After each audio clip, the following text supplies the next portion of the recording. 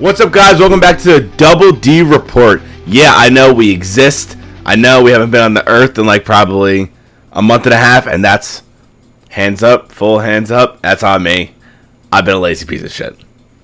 Not that I love you guys. I want to post videos for you guys. It's just after work, I'm just going, I don't want to. He doesn't love you in the slightest. And you do? I do. I care about my fans. I care about every single one of you out there. We'll see this podcast. This podcast, it might get very negative. Me and Dean might actually kill each other during this podcast for some arguments that we'll be getting into. But that's the best part of the podcast. Me and Dean arguing. This is what you guys look forward to. By the way, we are 21 subscribers away from 100 subs. I don't give a fuck if whoever sees this video, subscribe, like, comment, do whatever the fuck you want to do, and I'll be posting on TikTok so you guys get more interactive. All right, I want to say that before we even start. Absolutely, and the more people that are subscribed and comment, the more bowlers, the more callers of the week that we have in. Exactly, and that is huge, massive. That's always a good time come football season. Exactly, and come football season is when me and Dean hate each other to where we don't want to speak. We don't speak. It's bad. Well, let's be fair. We don't like each other to begin with, but football season just enhances that. Exactly. All right, yeah. So today we're only going to speak about two topics. And I'm going to give Dean the floor right now to choose what topic we start with. Yeah, I think we're going to choose two topics that are just top of mind, at least right now within sports. One of them on the baseball realm, one of them in the football realm, considering we are in the full swing of training camp and the full swing of preseason games NFL. So we definitely got to start talking about that. However, we are in the dog days of the baseball season. We're coming up to the last 2 months of the regular season, so obviously lots of playoff implications, lots of standing watching for particular teams within the majors. That's where we're going to start, right? We have to start with the biggest topic that is at top of mind when it comes to particularly the biggest market in all of sports, New York, and how pitiful, disgusting, abrasive, just absolutely repulsive both New York baseball teams have been since the break. Since July 1, Mets and Yankees fans can agree on this. You know what? There isn't even hating on each other at this point because they're hating on their own teams. That's how bad it is. So I think we need to start with that, Derek. Just say how absolutely pitiful it is to watch these teams, to follow these teams, to watch them absolutely plummet in the standings. It's been bad, Derek. Yeah, especially as a Yankee fan, it's quite depressing to see what's going on with Mr. Cashman, Mr. Boone. Obviously, some people will say, oh, no Judge for a little while, or like the first couple weeks when he was hurt. Still, we can't have the team just utterly collapsing without him. And not even just that, the pitching staff has been quite literally dreadful. And I want to actually take out both of my eyes, including my lenses, and never watch a baseball game again after seeing them pitch. It's so fucking bad. It irritates me to the umpteenth degree. We can definitely start on the Yankees. I think that's a fair assessment to start, considering we both are Yankee fans. Obviously, just looking into the statistics alone, right? Since July 1st, the Yankees are 15-20. That's just bad. That's just... There's no way about it. There's no sugarcoating it. There's no really jumping around it. That's just really bad for a team that was to the World Series last year and quote-unquote has World Series aspirations, right? Us Yankee fans who watch the games, we know they don't have World Series aspirations. However, we know that they're better than 15-20 in their last 35 games, right? And not only are they 15-20, that has brought them to the third wild card spot, which for anybody who doesn't know, that's the last spot for the playoffs as of right now, right? So not only has this record just been a horrific July, a horrific start to August, it's actually jeopardizing them even to make it into the playoffs. They are only a game up in the playoffs currently because, not like I said, 15-20 in their last 35, 3-7 in their last 10. It's just not pretty whatsoever. And it doesn't, and the sad part is when you watch these games, it's just downright depressing, right? They're just not a fun team to watch. Every single time they get a lead, you just instinctively feel that they're going to blow it in some way, shape, or form. It's brutal, if I'm being honest. It's actually horrible. I want to step away from the pitching staff. I want to go to one specific player on the New York Yankees. Yeah. This man he's the biggest piece of shit in the world. Mind you, great kid, but send his ass back to, I swear on everything I own, if Anthony Volpe doesn't get sent back down to the Somerset Patriots, I'm gonna fucking raise hell. This motherfucking horse shit. Oh my god. It is, you might as well have him swing a fucking pool noodle. This is how bad it's getting. Like, obviously, people are saying, oh, he's going to be the next Jeter. He's going to be this. He's going to be that. He has all these aspirations because he was so big and when he was in the minors. And now he's in the majors, and even the fucking corked bat, the special bat that everyone uses on the Yankees, it's not helping him. No, look, it's pretty straightforward with Volpe, right? If you look at his statistics from a shortstop position, right? 17 homers, now 18 after tonight, 65 ribbies. That's actually not bad production for a shortstop in the major leagues. However, if you watch every game, he has the most errors in the league. This is after he won a Gold Glove 2 years ago, his rookie year, right? He's got the most errors in the league, so he's jeopardizing the team on the defensive side of the ball. He's batting below 220, 218, which is not what you want for a guy who has his speed, right? He should be trying to get on base every single chance he gets because he has the ability to steal bases, and he's not even doing that properly. His on-base percentage is less than 300. So not only is he batting below 220, but he's not walking. He has 110 strikeouts, only not even 40 walks, right? That is a horrific ratio for what he should be trying to do. He shouldn't be trying to hit the ball out every single time. He shouldn't be trying to go for slugging. He should be trying to go for on-base percentage, steals, and especially shore up the defensive side of the ball, which he has not done in the slightest. He's actually been a liability at shortstop this year. It's been very bad. Like, seeing him play, and obviously, like, he has his moments in the field to where he looks good, where he makes a nice play. But this motherfucker has so many fucking errors. So many errors. Mind you, this could be a bad, technically this is a junior year, correct? Technically? Yeah, technically this is his junior year, yep. So maybe he's having a bad junior year, and he'll bounce back next year. I hope to fucking God that's what it is. But from what I'm seeing out of him is just horrible. Horrible baseball, horrible everything. Yeah, and his shortcomings have just been amplified due to this horrific stretch that the Yankees are on, right? And I don't want to, be a dick, and I don't want to be a bearer of bad news just because I'm not going to absolutely kill him in particular, right? He's bad. He has been one of the top 3 problems on this team, but it's really the whole team as a whole, right? Devin Williams could be the worst case of pinstripe phobia that we have maybe ever seen. I hate that. Coming over from different teams, right? This guy has given up more runs this year than he has the past 2 years combined. He has over a 5 ERA. The last 3 years, he's had under a 2 ERA. His confidence has been tanking whatsoever. And then it also doesn't help that Boone continuously puts him in because the analytics tell him to do so. Right? We'll get back to that in a second because I do want to rip Boone's asshole a new one. However, it's not just Volpe. It's not just Devin Williams, right? Max Fried was having a Cy Young start to the year. Has not been the case since, right? Over the last 2 starts, over a 7 ERA. That's just not going to cut it. He's been giving up 4 runs, 4 runs, 4 runs, 6 runs, 4 runs. That's not what you need from an ace, especially when you knew coming into this year you weren't going to have Cole, right? Sure, pitchers go through bad stretches. This has been a little bit extended, right? 5, 6 starts, that's not a stretch, that's a pattern, that's a problem. He's got to correct that.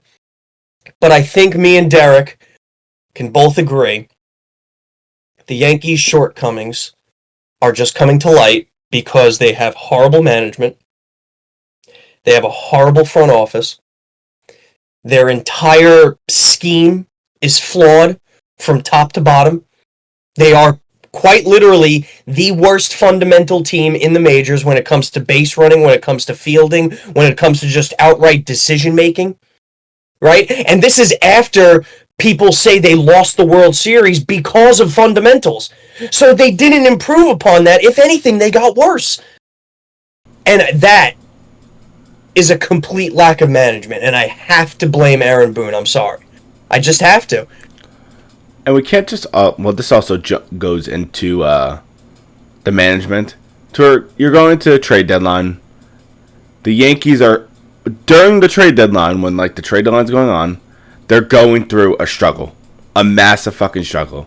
And especially in the pitching staff. You would think, hey, the Yankees will make a splash. Big market team, try to make a splash, right? No. They don't. Instead, don't get me wrong, this is what I'm about to say, he's a great player, great ball player, but we don't need him. Ryan McMahon, who the Yankees traded for, good player, do not need. What the Yankees aren't doing right now, what they haven't been doing for what seems to be years, is they aren't going after things that the Yankees need. First of all, one thing I want to say, Cashman, I hate that motherfucker. I want to break both of his legs. I hate him. Boone, I want him fired tomorrow, if possible. The Yankees' biggest issue, especially on Cashman's end, is he doesn't like to admit when he's wrong, right? And he also has a very specific way of doing things, and he's done this over the last few years, especially come deadline time, when the Yankees are within the hunt, right? They're a good enough team to make the playoffs, but we're not sure if they're going to actually go far. Cashman does his best to try and fill stopgaps for the Yankees, right? Rather than going out there and getting the big player. He doesn't like to give up prospects until it's much too late, right? We experienced that firsthand just a few years ago with Clint Frazier and Miguel Andujar. He was unwilling to... Nobody can touch them. Not even for the best players in the majors. And that hurt, right? Because neither one of those guys wound up being anything for the Yankees. Andujar's having a nice career elsewhere, but it didn't work out here. And continuously... there are players on the market that you see that could definitely help this team, right? McMahon, you're right, not a bad player. He was an insanely great upgrade at defense from the third base perspective. However, he's still batting .220, right? That doesn't help your lineup, which already has a bunch of flaws, which can't get on base, which is very home run reliant. It's the same shit every year. And on top of that, every Yankee fan knew coming into this deadline, especially with Cole going down, especially with Clark Schmidt going down, especially with missing Luis Gil this entire year, until the last few games, you needed started pitching, right? What did he do? He went out there and he signed Kenta Maeda to a minor league deal. That's not going to cut it. That's not going to cut it come playoff time. It just isn't. Sure, there have been some nice surprises, right? Cam Schlittler called up from AAA. He's been pitching okay, right? I think he has a lot of potential. The kid, he's only going to get better. But do you trust a rookie come playoff time? Luis Gil, definitely nice to get back. However, he hadn't pitched the whole year. So you don't know what you're getting back from him. Rodon, I'm not quite sure any Yankee fan really trusts him in the big game. I hate him. And then on top of that, Max Fried's supposed to be your ace. He's going through a horrific stretch. It's frustrating to watch, especially when you know there are pieces out there that could have helped you and you should have went all in on. It's just frustrating from that perspective. And then you're right, 100%, Derek. Boone is just absolutely horrific. He completely relies on analytics. He has no feel for the game whatsoever. He doesn't know when to bring in a reliever in. He doesn't know when to pitch hit for a certain guy. His lineup decisions are asinine, to say the least. And yes, it's not all Boone's fault. I get it. I get the analytics department has a good say in what they do. But show some balls. You've been in baseball your whole life. Have some feel for the game. Do things on your own. You don't always have to listen to some nerd up in the third deck who's watching the game from a computer. It's like he's like the NFL comparison. Well, he's the NFL comparison to him is Mike McDaniels for the Dolphins. It's a shame. It's hard. It's because don't get me wrong. Obviously, I love the Yankees. I would support them to the worst and all that. But it sucks to watch Yankee games now and just knowing the inevitable. Like, exactly what you were saying before. Yankees are up by like 2 runs. Bottom of the ninth. Bring in fucking Devin Williams or something like that. It just goes. It's sad to say. It's very, very sad to say. Agreed. And then moving away, we bashed the Yankees enough. Going on to the other side of town, right? My happiness. The Queens. My happiness. The Mets are even worse, arguably, right? Over this stretch, they've lost now 7 in a row. They're going into a huge home series against the Braves, where they, just for quick context, right? They're only up in the wild card by, I believe now, a half a game. One game as well, right, over the Cincinnati Reds. So both of these teams have just been plummeting. And the Mets, very similar to the Yankees when it came to the front office, they just didn't do enough to go out there and say, we want to be winners this year.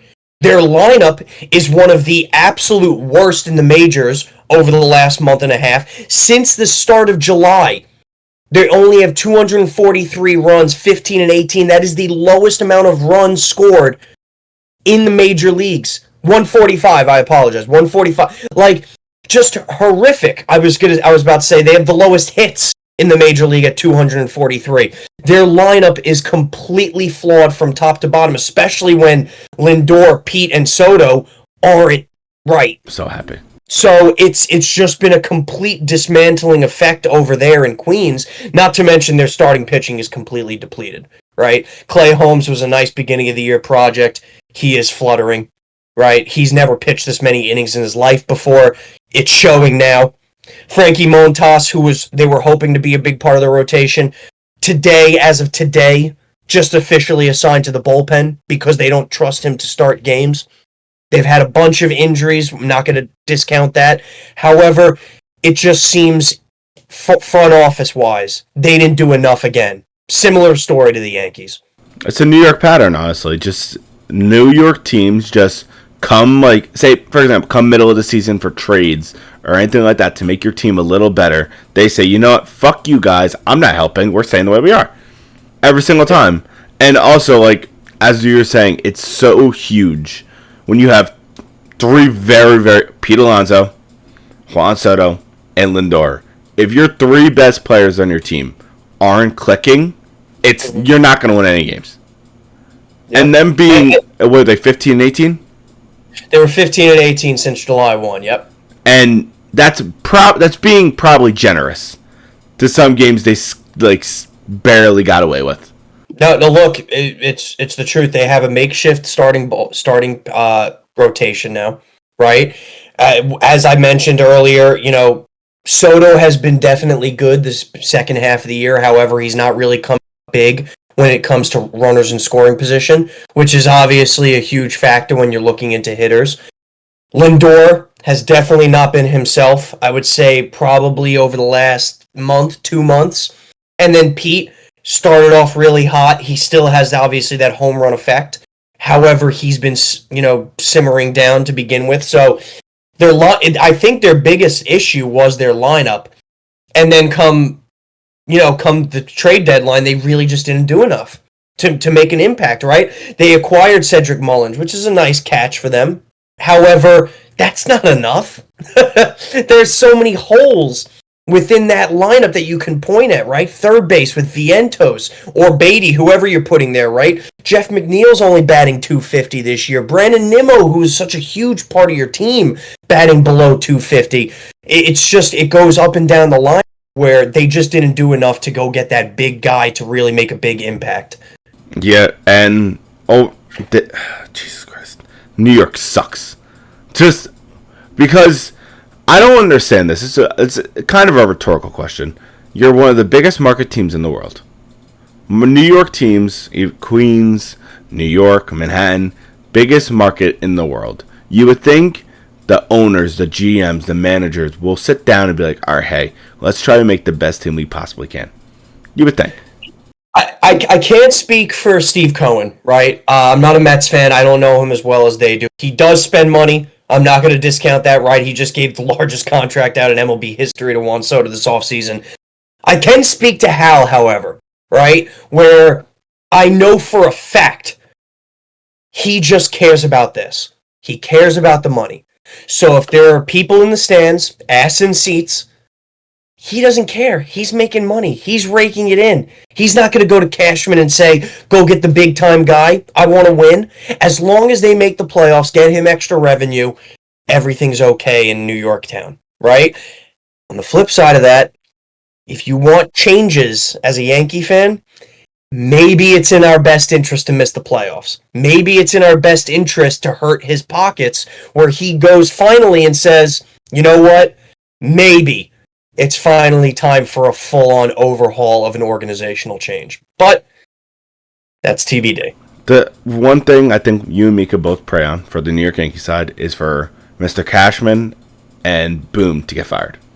Yeah, it's everybody, really, right? If you fire Boone without firing Cashman, it really doesn't do a lot, right? Yeah. Because there's going to be a very highly analytical organization. Cashman's still going to hire a guy who is a quote-unquote puppet. So it's a tit-for-tat type thing, right? If you fire Cashman and keep Boone, it's a little bit better than the opposite. However, is really Boone the guy to move you forward? I'm not quite sure about that, right? Can he have a mind of his own without the analytics department? We've never seen that. We don't know if that's the case. He probably can't. The best case scenario is everybody has to go. They have to have an entire organizational shift. They have to have a mindset shift where it's not just about analytics. You have to have a feel for the game, right? You have to teach fundamentals in your minor leagues. You have to bring up guys who can actually hit with runners in scoring position, do situational hitting, situational fielding. It's just these little things, right, that are the difference between winning another 10 games and missing the playoffs. Yeah. And it showed last year against the Dodgers in the World Series, and somehow they did nothing to change it. And, well, I was obviously... I believe Mr. on the other side, Mr. Cohen, he does spend a lot of money. But how I see it is, are you spending all the money in the right places? Not really, because obviously he spent all this money on Soto, but look at how the team is. No, look, and that is a case to be made, right? A lot of Yankee fans, we all wanted Soto. I'm one of them. I fully admit it. I'm pissed that he went to the Mets. But at that same time, right, if maybe Soto's on the Yankees, are the Yankees even worse because they couldn't spend money elsewhere, right? Maybe we don't get Bellinger. Maybe we don't get some of these high-profile guys. Maybe we don't get Grisham. Like, it's these guys that are maybe helping us this year that aren't helping the Mets, right? Maybe he allocated too much resources to one player. And that's going to be an interesting storyline come this offseason to see what he does. Because you may lose a couple of guys if you're the Mets, right? Edwin Diaz is coming up on a contract, so they're going to have to see what they want to do with him. Big Meat Pete Alonso, right? The new home run king in Mets land, right? He's going to be looking. He's probably going to opt out, look for a new deal because of a nice year that he's had. So they're going to be losing a couple of guys. It's going to be curious to see where they pinpoint and who they go after in the offseason. Yeah, but overall, I think we both can make this equal consensus is that New York baseball right now sucks. And hopefully, come playoff time, it will get better. Will it be as what everyone expected it to be going into the year? Fuck no.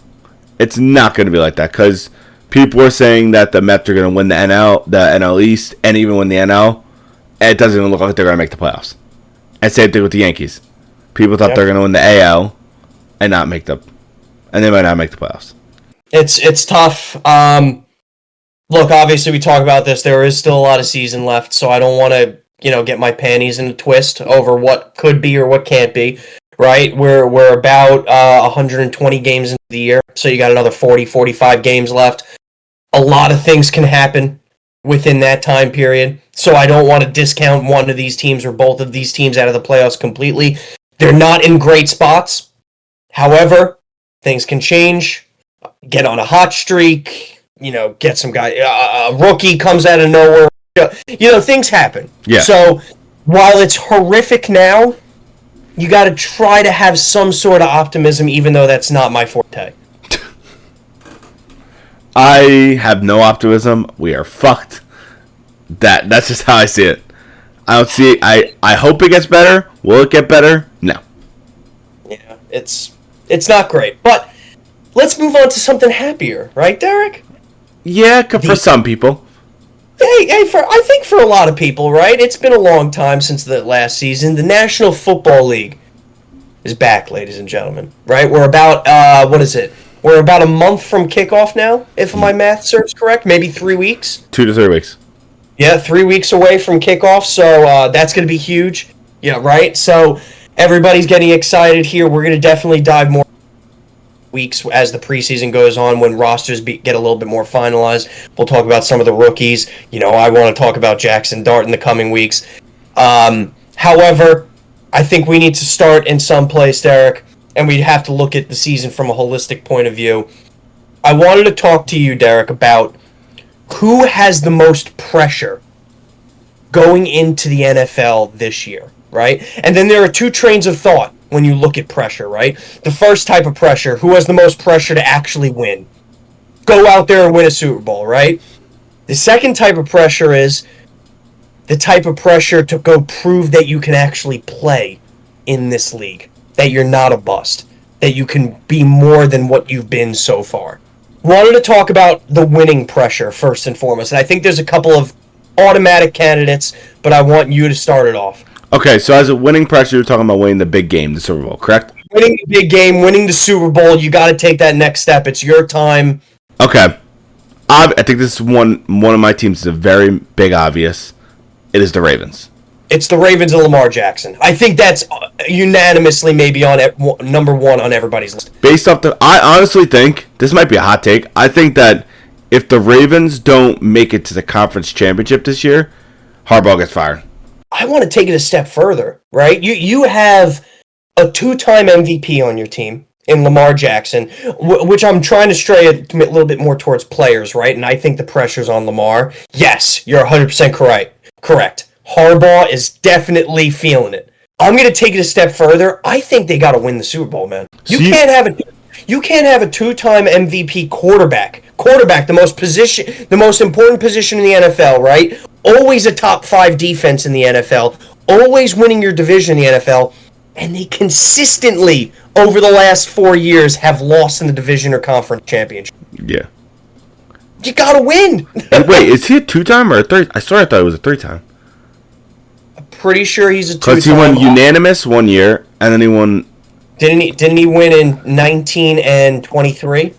I think so, but I thought... No, oh yeah, because... Let me just double check. Yes, 2-time MVP. Okay, just making sure.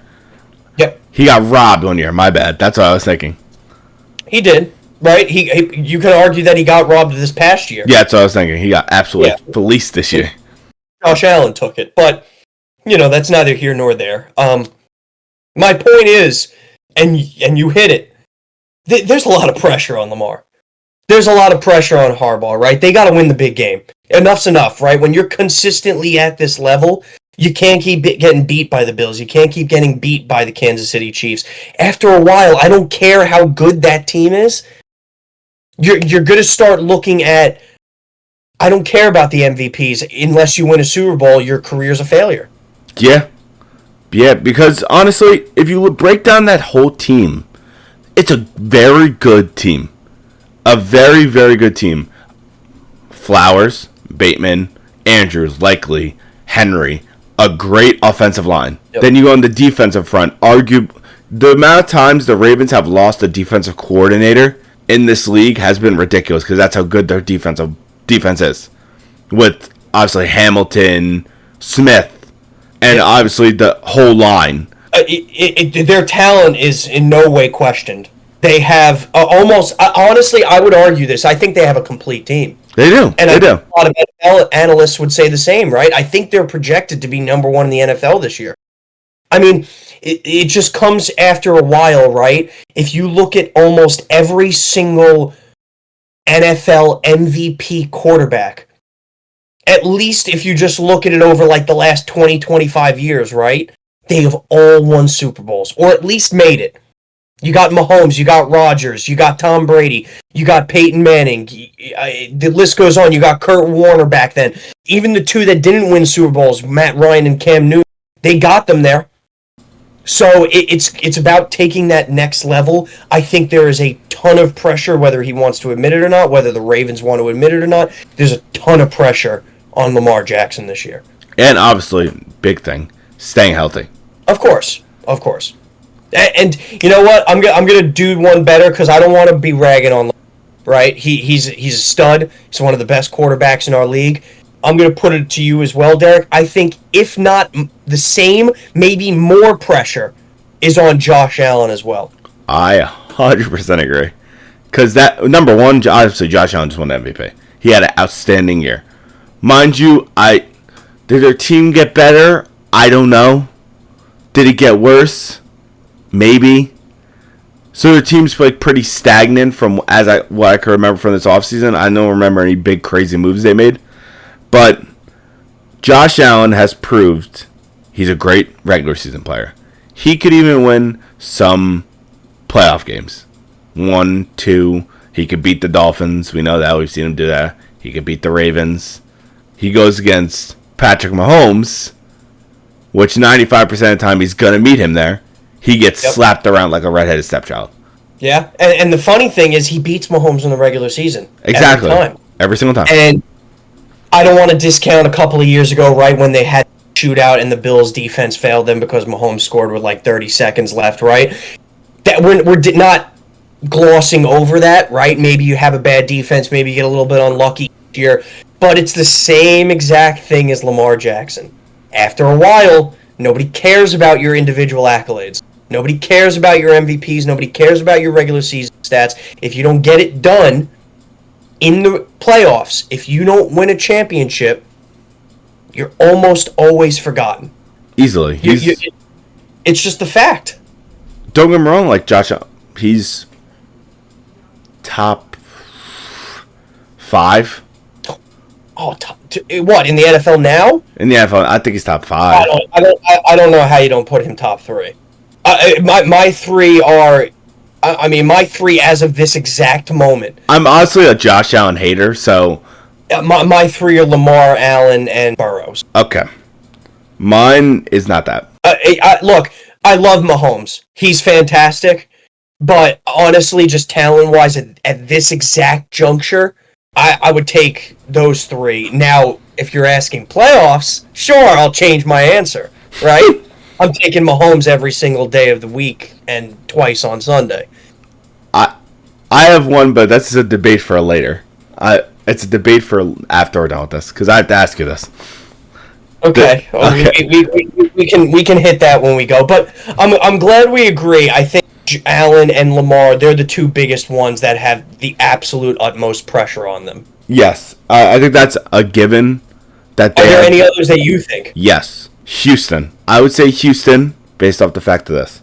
Houston has such a very good, well-rounded team. They have Joe Mixon, Nico Collins. They have... Oh my God, why am I forgetting some wide receivers? C.J. Stroud. I'm trying to think of wide receivers.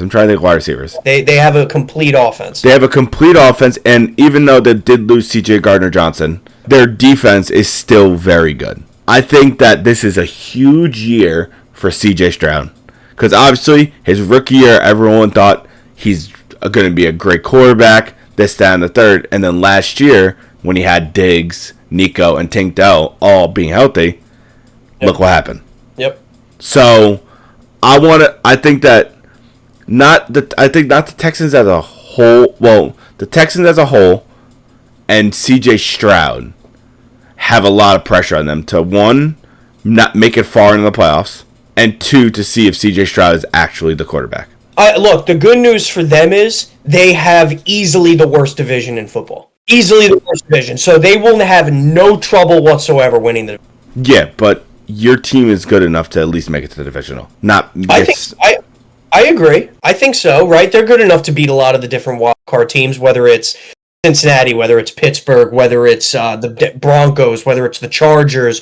You can maybe even throw the Dolphins in there, right? They're good enough to beat all teams easily. I just don't think they stack up to the Bills, to the Chiefs, to the Ravens. I don't think they stack up to the top 3. I could be wrong, but that's the only reason why I don't see a ton of pressure on them, because I just still don't think they're even in that same conversation of the top three. Wait, actually, timeout. The one that we're actually not talking about that is on the NFC, because we only touched on the AFC, is the Lions. So you're putting a lot of pressure on Goff. I'm putting a lot of pressure on Campbell and Goff, because that team is fucking outstanding. That offense, defense, great team. Aiden Hutchinson is coming back this year. You still have Jameson Williams, so I believe he might... Is he suspended? Honestly, I don't know, because this motherfucker's suspended just randomly. Amon-Ra, Montgomery, Gibbs. Their team is amazing. They could be the first seed all they want. When it comes to the playoffs, they shit the bed. So, I'm not going to give them a pass. I'm going to say I think a lot of it is precedented on injury as well. Right? We talked about this last year. Their entire defense was on basically their third stringers. Yeah. It's like I said, it's not an excuse. I'm not giving them a pass. However, they were absolutely riddled with injuries last year. That being said, to your point exactly, 100%. They should win their division. They should be the 1 seed in the NFC. They should probably just go straight to the Super Bowl. Eagles got worse. Eagles got worse. Not by much, but they did. Whether you could like to admit it or not. The Eagles got a little bit worse. The Commanders, while improved roster-wise, you don't know how Jaden Daniels is too. Sure, Green Bay still has Jordan Love. You know what? I'm not sold on Green Bay, if I'm being honest. And then you look at the West. I don't know who the fuck is coming out of the West. It could be the Rams if Stafford actually plays. It could be the Cardinals. It could be the 49ers if they all stay healthy. It could be the Cardinals if Kyler Murray finally lives up to his potential. So I'm not even worried about that division. And then you look at the South. Who the fuck is in the South? The Buccaneers? Oh, come on. Like I'm going to be scared of Baker Mayfield in the playoffs. That's enough of that. The only team that should be afraid of Baker Mayfield and the Bucs in the playoffs is the Philadelphia Eagles. Yeah, and nobody else should be afraid. I 100% agree. So yes, the Lions have a lot of pressure on them. Goff has a lot of pressure on them because of the expectations that they have. Now, moving on, Derek, I wanted to go to another specific kind of pressure that I mentioned. Specific players who have a lot to prove this year that they are actually NFL franchise players, that they could play in this league. I have one off the top of my head. That's a huge one. I want to hear yours first. I think an absolute ton of pressure is on Trevor Lawrence. Yes. A ton of pressure, right? Not to win. We know Jacksonville ain't going to do that. But he's been injured. When he's playing, he's not looking great, throwing a lot of interceptions. His play calling is, lax to begin with. I think there's a lot of pressure on him as a former number 1 overall pick to go out this year and maybe steal a few wins for his team, right? Show the league that, yes, I am a franchise quarterback. Yes, I know I have good weapons on my team, right? You're going into this year with Hunter, and you're going into this year with Brian Thomas. So he's going to have a lot of receivers out there. I think there's a lot of pressure on him to perform to show that, yes, I'm still the number 1 pick they drafted, and that, yes, I could still be a starter in here. Yeah, I agree with that one. I just think, obviously, I don't think they're going to mark it out if, he has a bad year. I think, for this, I would have to see, teams that would have to mark it out. Say, if this player doesn't do good, get him the fuck out. I don't see Jacksonville. I see Jacksonville's going to keep Trevor Lawrence no matter what, based off the fact of this, is that their team is in a rebuild, and even when they weren't, the best of teams, Trevor Lawrence brought him to the playoffs and won a huge playoff game. So I feel like it's hard to put him there, but I do get what you're saying. I get it. So I have another one, but I wanted to see if you have a player in specific that has a prove it year. Oh, well, one of mine is a given. I'm going to go get to him later. But this one, I think, honestly, it's for 2 factors. Injuries and his last wide receivers who are coming up in age. Okay. Tua Tagovailoa. Tua turned the ball over. This motherfucker has Jalen Waddle, Tyreek Hill, and Devon A-Chain, who is actually fully healthy. Everyone is fucking healthy. Tua has to have an outstanding year this year. I don't give a fuck what the case is. I don't give a fuck. I don't care if he breaks his arm or something. This motherfucker has arguably the best weapons in the league, and it's consistently shitting the bed. Yeah, I like it performance-wise, right? There is a lot of pressure on him. I think there's a lot of pressure on McDaniels as well. Yes. You can put them in tandem, right? If the Miami Dolphins absolutely suck dick this year, I think McDaniels gets canned. Yeah, I think Ross cans him and then trades Tua. I will say, outside of performance, I think if Tua does get another concussion, I think he has to call it a career. Yeah. So there's a lot of pressure on him not only to perform, but to protect himself too. He has to be aware of this, right? You can't take another massive hit, right? If you're running the ball, slide for the love of God. Use your karate classes. If you have 3 guys unprotected coming after you, don't just hold on to the ball and take it like a little fairy princess. Fucking go to the ground, live to fight another day. So yes, I do like that one, Derek. I'm going to go to another quarterback. Okay. Consistently, people say this guy is one of the best talented quarterbacks in the NFL, and he has not won shit at this level. Okay. Justin Herbert. I think this kid, and we can all agree, we always say this, he has all the talent in the world, right? We put him a couple of years right up there with Josh Allen and Lamar Jackson. We really did. Yes, he had a new system last year. New coach, Harbaugh. They played well, right? They were right there on the precipice of making a playoff spot. Denver beat them out. That's okay, right? He improved his team dramatically this year. He has some new weapons. He has Keenan Allen back. He's Keenan Allen back. He has Ladd McConkey. They drafted a receiver. I forget his name. Apologies for going blank there. I don't know his name either. They also signed Najee Harris. He has to absolutely ball out this year. Yes. There are absolutely zero ways about it. No excuses. No excuses. I'm so happy you said that, because most people actually hate how people shit on him as much as like he gets, but he deserves it. This motherfucker has he has great arm talent. Mind you, sometimes his arm gets ahead of him and he is inaccurate, but he has great arm talent, and now he had the system for a year. He now has Keenan Allen back. He has Ladd McConkey, and he has another good young wide receiver, and Najee Harris in the backfield. Mind you, they did lose their tackle. I believe Slater is out for the year. Yep. But there's still no excuses. I don't give a flying fuck if your tackle is out for 2 years. There is no excuse whatsoever. Yeah, and I don't want to sugarcoat it, right? Because he's a young kid, 27 years old. He's still got a lot of NFL career left to him. You're dealing with one of the best minds in football, with John Harbaugh, right? He did. So I also don't want to discount that as well. Like, he had a bad year last year, right? Like, we say this as if he was horrible. He still had 3,900. You know, he still did throw 23 touchdowns to only 3 interceptions, which is tremendous. I don't want to discount these things. However, with how much people speak about you, with how highly people regard you, with the type of talent that you have, and especially where you are within the league rankings of Q, after a while, you got to actually bring your team to a new level. You have to do it yourself. Even if the team is trying to pull you down as best as they can. You know they're going to be playing good, close football games. So you know what, Herbert? This is your year to go out and win those football games. I don't think I've seen Justin Herbert win a playoff game. I don't believe so either. I know he made it. He made it twice, lost twice. He lost to Jacksonville. He lost... shit. I can remember that because they were...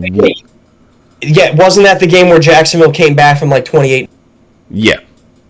Okay. Yeah, that's a really bad one. And then the other one was them losing. He might be 0-3 because I think he lost last year in the playoffs. He lost to Houston last year in the playoffs. They lost 32-12. And Ladd McConkey absolutely went off that game, and they still lost. Yep, 32-12. They really didn't have a good offense. They only had 211 passing yards. So I mean, look, it's come time for him. Yeah. He's got to show that he's the guy. Yeah. And obviously, I do want to stray away from the Justin Herbert hate. I want to go to the old-fashioned hate that I love to give, Mr. Caleb Williams. Ah, okay. See, this is a little fucked up, this one, because I'm not sure if I agree with you. All right. This is why I'm saying Caleb Williams. Obviously, this is his second year, his sophomore year. Obviously, his rookie year wasn't the best. We could both agree on it. Horrible decision-making. Motherfuckers doing a step-back three and throwing the ball. Yeah. He was being idiotic. And he was in a game they could have beat the Lions in. He didn't call a timeout. I understand that could go down to coaching. I understand that. But that's also, you're a rookie quarterback. You should look at the clock and be like, all right, hey, I have hands. I could call a timeout. He's made a bunch of fuck-ups this past year. In his rookie year. Obviously, rookie. I understand that. But you have a lot of weapons. DJ Moore and Odunze. Let's just say that. These two very good guys. And then they drafted Loveland, who, when I saw him try to catch a pass on preseason, I wanted to shoot myself. Look, I don't want to... Look, I was at the forefront of Caleb Williams hate, right? So I'm not going to just sit back here and say that I'm his biggest fan or anything like that. He had a mediocre first year in the NFL. 3,500 yards, 20 TDs, 6 interceptions. So not terrible, right? That's honestly, good enough for a lot of teams. Fumbles. Where's fumbles? I'll look into it. Fumbles. Where's fumbles? 10. It's a lot of fucking fumbles. It's not great. Look, he had a mediocre year to begin his NFL career. I will say this, however, right? The Chicago Bears did an absolute ton to enhance his career moving forward. They went out there and they traded for one of the top offensive linemen in the league from the Kansas City Chiefs. They signed a massive offensive lineman in free agency, giving him one of the biggest deals in NFL history for an offensive lineman. They drafted another offensive lineman to the point that you mentioned. They have a lot of targets for him, right? I'm not going to discount all that. This is a very big year for him to go out there and prove why he was the number one overall pick. He's got to be a little bit more poised in the pocket. His decision-making has to improve. The only thing I'm a little weary about is that it is going to be a complete new system. They did fire their coach last year, mid-year. If I'm not mistaken, it was directly after that game. They didn't call the timeout. Yes. So it may take him a few weeks preseason training camp to try to get into it. I don't love that one by you. However, I can see what you're putting, right? If this kid sucks, absolutely blows this year, you have a point. Then they may have to start looking elsewhere. However, if he has another mediocre, say it's just because he's learning the system, he's improving, little by little, the team improved itself, blah, blah, blah, so be it, right? Then year 3, then the pressure's on. Year 2, I'm not going to put it on him completely as of yet. However, that's not going to stop me although for absolutely roasting his shit week in and week out. I do have another one. It kind of goes down to... Well, it's 2 factors, in my opinion. So this team that I'm going to go with is... Because I don't know who their starting quarterback is. But this is a huge year for this person. Okay. He's on the Colts. Okay. And his name is Anthony Richardson. I'm only... Because, obviously, his 2 years that he's been in the league, he's been injured like a motherfucker. Shoulder and head. That's all I remember from him. Yeah. So, obviously, he does have the arm talent. We both can agree he has a very, very good arm. But this year, he has to prove that he's at least something. And not a waste, honestly. Yeah, no, I'm going to straight up completely agree with you. When he plays, he's ass. And when he doesn't play, he's always injured. If you get beat out in any situation on any team for the starting quarterback job by Daniel Jones, your career's over, brother.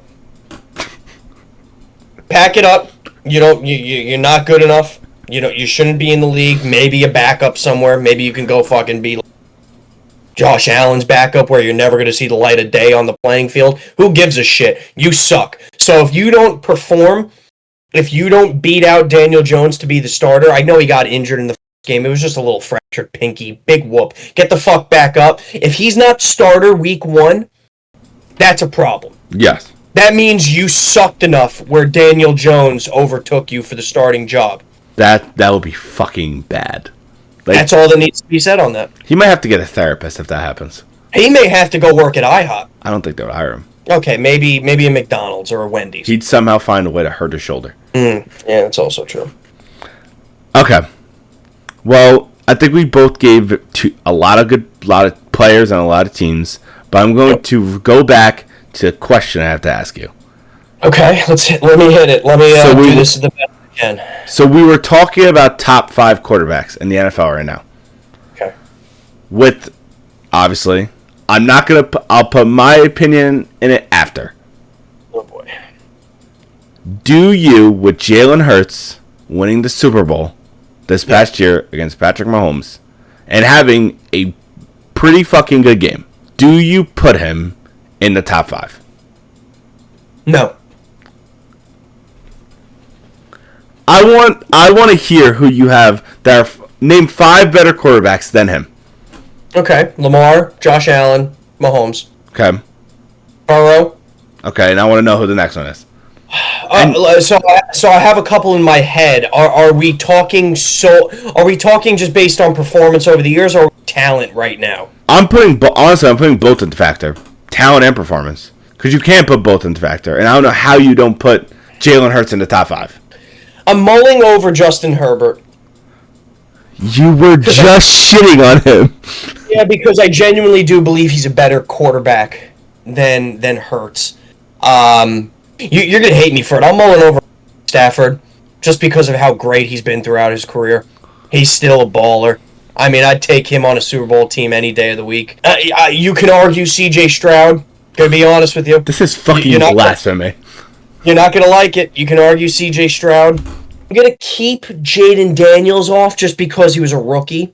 I want to see how he does in year 2, but he performed better than Hurts last year. I feel like you're just saying names just to piss me the fuck off. No, I'm not. Is Hurts top 6, top 7? Absolutely. I don't think he's top 5 in the NFL. I don't know how he's not in the top 5.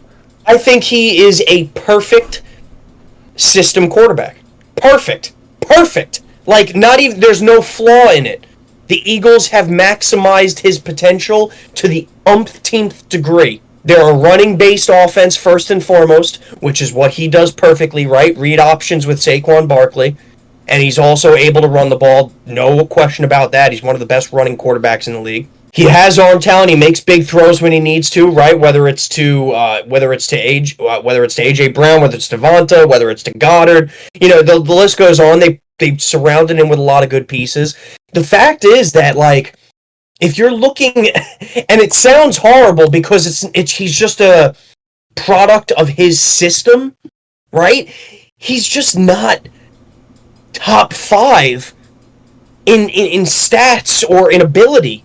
He had less than 3,000 yards passing last year, Derek. There's a lot of quarterbacks that had above him last year.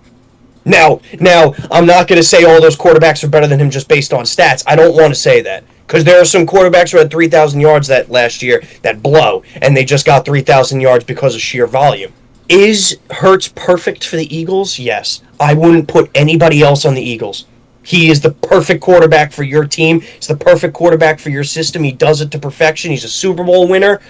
Not discounting anything from him. However, if I'm building a team right now from scratch, there are at least 5 quarterbacks that I'm taking over him. I can't. That's my argument. Okay. I get what you're saying, like with his stats wise. To where he's not. Look, under 3,000 yards passing last year, under 20 touchdowns passing last year. How many rushing touchdowns? I understand they're 1-yard touchdowns, but how many rushing touchdowns? How many rushing touchdowns? What are we doing? Bro, he gets pushed in by his linemen. What do you mean, how many rushing touchdowns? He gets pushed in by his running backs, not his linemen. He had 14 rushing touchdowns last year, and if you had to look back at all of them, I would guarantee you at least 10 of them, maybe 11 of them within one. No, all right. I understand. I understand where you're coming from, stats wise, but volume wise, in his career, I don't know how you don't put him in the top 5 based off. All right, in his first 2, he's been to 2 Super Bowls already. Herbert hasn't been to one. Tua hasn't been to one. Jordan Love hasn't been to one. Did you see Tua? I'm going off quarterbacks in that class. I never argued Tua. No, I'm just saying. Stroud hasn't been there. Herbert hasn't been there. So I don't know how you could put them in the conversation. My point is, and once again, I'm not discounting anything from him. He's in the perfect system. He's on the perfect team to get to the Super Bowl. Team, that's based off of schemes that the coach. I honestly think if you take him off the Eagles and you put him on like the Ravens or put him on the Chargers, honestly, I think he could take that team to the Super Bowl. I don't know how you don't. I could not disagree more. How? I could not disagree more. All right, so I have a question for you. Yeah. Swap if you put Herbert on the Eagles. Yeah. Do the Eagles go to the Super Bowl? Honestly, yes. You're on crack. Okay. And so you think that if the Chargers take Herbert, no, the Chargers take Hurts. Do you think they make the playoffs, or do you think they go to the Super Bowl? Definitely not even close to the Super Bowl. Do they make the playoffs? Maybe. To be fair, they did make the playoffs last year. So do you think they do better than last year with Hurts? That is insane. Yeah. Oh my god. All right, comments. People who get active in the comments and want to agree or disagree. When this video comes out, there's going to be a poll for this. Because I'm very curious on people's opinions on this. This isn't even me hating. I swear. I swear to God. I think it is. It's not me hating, right? This guy is easily, and this goes without saying, easily a top 10 quarterback. I'm not even going to try to argue. My argument is I think he's 6 or 7. The thing that's pissing me off is you're thinking about putting Herbert ahead of him. I am thinking about putting Herbert ahead of him. I want to smack the fuck out of you. Look, it's really tough. It's so tough because you're so associated with how he's done on the Eagles, and almost every year he's been on the Eagles have been a Super Bowl contender. Okay, I'm going to. So yes, has Hurts helped them tremendously make them a Super Bowl contender? Yes, right? You take Hurts off the Eagles and you put a lot of other quarterbacks on the Eagles, they probably don't win one. However, you have one of the best GMs in the league who has absolutely stacked the offense for you, who has absolutely built a perfect team for you. I'm not discounting anything Hurts has done. He's a fantastic quarterback. He has worked perfectly within the Eagles system, and he is a very good quarterback if you put him on other teams. My point is, I just don't think he's top 5. That's it. That's my whole point. Like I said, my argument is he's 6 or 7. My argument, I think he's at least 5. Look, that's fine. You're entitled to your argument. I think this is very transactional, this argument. I don't think there's a wrong answer here. I think that it's crazy how you... Oh my god. I think, honestly, the thing that's just fucking with my head is you saying Herbert over him. How about this? I'll help you out here, right? Because you made the argument, right? If you put on the Eagles, do they win the Super Bowl? My answer was yes. I will say this. Hurts is definitely a top 5 passer because you can take Lamar out of the top 5. You put Lamar on the Eagles, I don't think they win. And that's not me hating on Lamar. That's just because I don't think he can make the big throws when they matter. And he's proven that. Okay. Oh my god. It's tough. Everything is a very tough argument. Everything is just completely trivial at this point. I mean, we're talking about great quarterbacks versus extremely good or great quarterbacks, right? We're comparing the two. Would Jalen Hurts win a Super Bowl on the Ravens? Ravens fans are going to hate me. Yes. Then doesn't that help his side on taking him as a player? Yes. However, you got to look at what Lamar's done. We're not talking here on potential of winning Super Bowls. We're talking about just quarterback play. I just don't see him not being in the top 5. Obviously, I'm basing it off of what I've seen with the Eagles. Because of course. Because he's been to 2 Super Bowls with the Eagles, won one, lost the other one, and the one that he lost was a very close game against the same team, might I add. And one thing I could say is that this past Super Bowl, which some people will say down the line, is that the Eagles defense carried them to that Super Bowl victory. Do I think it's true? No. I don't think it's true. If you're gonna name anybody who carried him, it's Saquon. Well, in the Super Bowl, he did nothing. Well, he didn't have to. Nobody on offense had to. Yeah. Okay. But I think this conversation will get revisited to. Hopefully next week after we hear others' opinions. Because that's fine. I'm very curious on if I might be the only one who thinks he's in the top 5. I'm not saying your opinion is wrong. I'm just saying I have a differing opinion. I think there are a lot of people out there. I actually, if you want my, I think probably a 50-40 split in favor of you. You think so? Yes. There's a part of me that thinks it's a 60-40 split in favor of you because everyone hates the Eagles. Well, you see, this is where you have to leave emotion, right? Yeah, I'm a Giants fan, but I've seen nothing but misery the last 5 years. So I'm trying to look at this from an independent point of view. And Jesus Christ. All right, well, overall, that's all I want to ask because we can actually talk about this for probably another hour. Anything else you want to talk about in the football realm before we get out of this? I think we're all good. All right. So, Dean, now we're going to revisit one of your favorite segments, which you haven't touched upon. Oh, my voice has been a little sore. Baller of the week. Did you just say your voice has been sore? Yeah, it's been a little sore. I've had a cold, man. I don't know. And I should have said baller of the, but you know what? Baller of the week. It'll have to. Okay.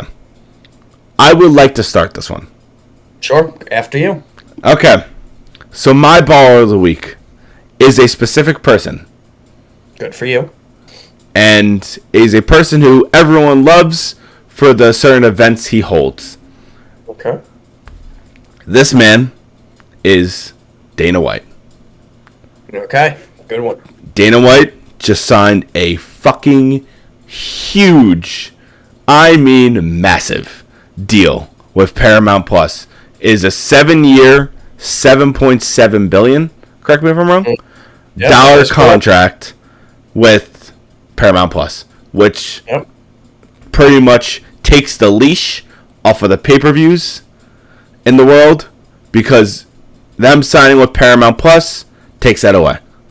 Yep. So there will be no more pay-per-view events for UFC fights. Pretty much, if you have the subscription, you'll be able to watch this fight. Yep. Which, might I add, I'm ecstatic because I have Paramount Plus. So I'm extremely happy about this. And it's also a huge opportunity for CBS. Because now CBS is going to be bringing in more people, and it's going to branch off of that into more shows. So it's kind of a co-baller of the week. One for Dana White for accepting the deal, for building such a good company with the UFC, starting at ground zero, getting ESPN, and then now he's on Paramount Plus for $7.7 billion. And then to Paramount Plus for realizing, hey, this is a big money move for us. Let's get UFC all the rights to it and no pay-per-views, to where all they have to do is just pay for the Paramount Plus subscription. Yep. And that is my baller of my week. Dana White and Paramount Plus. Very good baller of the week. Can't really argue with it. But huge win for the UFC, huge win for CBS. Looking forward to it next year, if I'm being honest. I'm so happy. My baller of the week is going to be somebody, it's a very person, literally made history tonight. Want to give a shout out to some of the bright spots of New York sports. Mr. Pete Alonso officially breaking the New York Mets home run record in franchise history. He hit number 253 tonight. Oh my God. As well as number 254 tonight. So a 2 home run night. Passing Darryl Strawberry, who held the record since, if I'm not mistaken, since 1990. With the New York Mets, so this is obviously a huge win for Pete. He's a ball player who does everything right in the sport of baseball, right? He hardly has any sort of negative media connotation within sports. He always does press conferences correctly. He always tries to do his on-field correctly. Big win for him. Big win, obviously, being at the top of a leader team is a huge accomplishment. Whether or not he re-signs with the Mets after this year is TBD. I don't see him keeping this record for long. I'm assuming Juan Soto is going to overtake it at some point throughout his career. However, I did want to give a shout out to Big Meat Pete. Congrats, buddy. Well done. Hopefully you stay in the NL after this contract. I hope you leave the Mets. I hope that, because fuck the Mets and everything they stand for. Well, we'll see. If he leaves the Mets and he goes to like Boston, I'm gonna kill myself. He won't go to Boston. I don't see him going to Boston. Honestly, I see him going to fucking LA. I would not be fucking surprised. You say that now, and then in the off season, if he goes to Boston, I'm gonna come over to your house and punch you in the Neds. See, that's fair. I wouldn't be mad at you for doing that. So, I did not know that, obviously, because it just happened. But congratulations, Pete Alonso. You are a very good player, and you should get paid. Deserves to get... By whatever team it is, you're going to get paid, buddy. Congratulations. And even though your record's only going to last for probably like 8 years. Yeah, 8 to 10 years. Yeah. It's 8 to 10 years. But hey, it's a record that you have for now, and you'll remember it for pretty much the rest of your life. Absolutely. So this concludes this podcast. It's good to be back. I'm glad to be back. And I promise we will be back next week. I promise. It's going to be back into a regular schedule. It might honestly be because my mind is like, I'm in football mode. I'm getting ready for fantasy. Getting ready for all this shit. Fuck you and the duck. It's not working. I think they might have took it out. It's whatever. But anyway, like, subscribe. Get us to 100 subscribers. I'll be very impressed with that. Honestly, the one thing that's very shocking to me is that, and it's good to see that even when we don't post videos, we still have the engagement. I see the comments. I'm going to be reacting to the comments. Dean will be reacting to. Dean's actually in the black market right now. So before we all get shot, I'm going to sign out. Like, subscribe, follow on TikTok, follow on Instagram, and peace.